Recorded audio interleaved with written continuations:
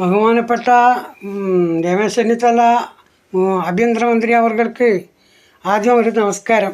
കാരണം operation super കൊണ്ടുവന്നില്ല, അത് വിജയിച്ചില്ല, അത് ഭയങ്കരമില്ലേ. അപ്പോൾ താങ്കളിനി എനിക്ക് വേണ്ടിയിട്ട് അല്ലെങ്കിൽ ഈ കേരളത്തിലെ ജനങ്ങൾക്ക് വേണ്ടിയിട്ട് ഒരു കാര്യം കൂടെ ചെയ്യാനുണ്ട്. എന്ത് പറഞ്ഞാൽ ഇവിടുത്തെ ജയിലിൽ ഇനി ചെറുപയറും കഞ്ഞി കൊടുത്താൽ മതി. ഈ ഈറ്റിങ്ങൾക്ക് ഇറച്ചിയും മുട്ടിയും കോഴിയും അതും ഇതും കൊടുത്തിട്ട് ആച്ച് കണ്ടുപോയി. ഇന്ന് മാത്രമല്ല, ഇപ്പം പിണറായി ഗവൺമെൻറ് ശമ്പളം ഇരട്ടിയാണ് കൂട്ടിയത്. അപ്പോൾ ശമ്പളവും കിട്ടുന്നു. പിന്നെ ഈ വീട്ടിലുള്ളതിനെക്കാണി സുഖ ജീവിതം. കാരണം ഇറച്ചി മീനും ബിരിയാണി ഇതെല്ലാം നേരത്തിന് കിട്ടുന്നു. അപ്പോൾ പിന്നെ അതിനപ്പുറം പിന്നെ നിന്ന് വേണ്ടത് എല്ലാവരും പോകും ജയിലിലേക്ക് ഈ കണക്കിനാണെങ്കിൽ. അതുകൊണ്ട് ഇവിടെ കുറ്റകൃത്യം പിന്നെ വർദ്ധിക്കുന്നതിന് കുറ്റകൃത്യം കുറക്കാൻ വേണ്ടിയിട്ടെങ്കിലും താങ്കൾ എനിക്ക് ചെറുപയറും കഞ്ഞിയും കൊടുത്താൽ മതി. ഈ മുട്ട ഇറച്ചിയും കൊടുക്കേണ്ട ആളാരാന്ന് പറഞ്ഞു കഴിഞ്ഞാൽ നമ്മളെ പിഞ്ചു കുഞ്ഞുങ്ങളുണ്ടല്ലോ സ്കൂളിൽ പഠിക്കുന്നത്.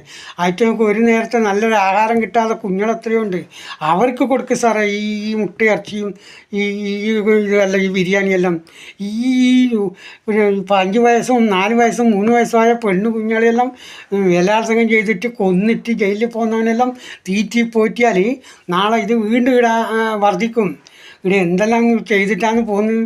എത്ര അമ്മമാരെ കൊന്നു, സ്വന്തം സഹോദരങ്ങളെ കൊന്നു, പിന്നെ അച്ഛനാ അമ്മേനെ പറ്റ കൊന്നിന് കഞ്ചാവ് അടിച്ചിട്ടും എല്ലാം കൊന്നിട്ട് പോയോനെ എന്തിനു തീറ്റി പോറ്റുന്നു. കൊടുക്കാൻ പാടില്ല വെള്ളം. ഒരു കണക്കിന് ഈറ്റിങ്ങൾക്ക് ഒന്നും കൊടുത്തുകൂടാ. പക്ഷേ എങ്ങനെയും ജീവൻ നിന്ന് പോണ്ടേ. അതുകൊണ്ട് നിങ്ങൾ കുറച്ച് ചെറുപയറും കഞ്ഞിയും കൊടുക്കുക. ഒരു നേരം 2 ചപ്പാത്തിയും ഒരു ഉരുളക്കിഴങ്ങിൻ്റെ കറി. ഈറ്റിങ്ങൾക്ക് അത്ര മതി.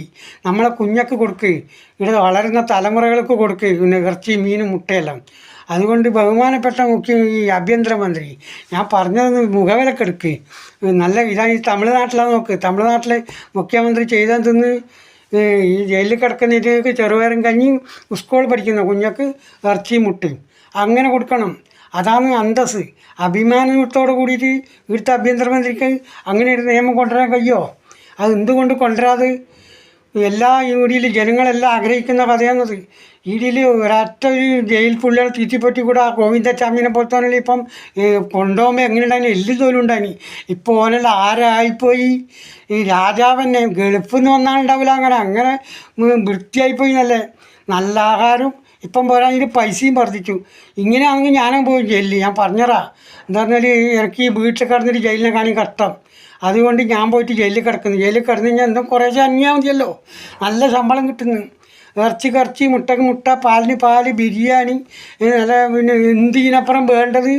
അതുകൊണ്ട് ഞങ്ങൾ പറയുന്നത് ബഹുമാനപ്പെട്ട ആഭ്യന്തരമന്ത്രി ഒന്ന് ചെവി കൊള്ളണം.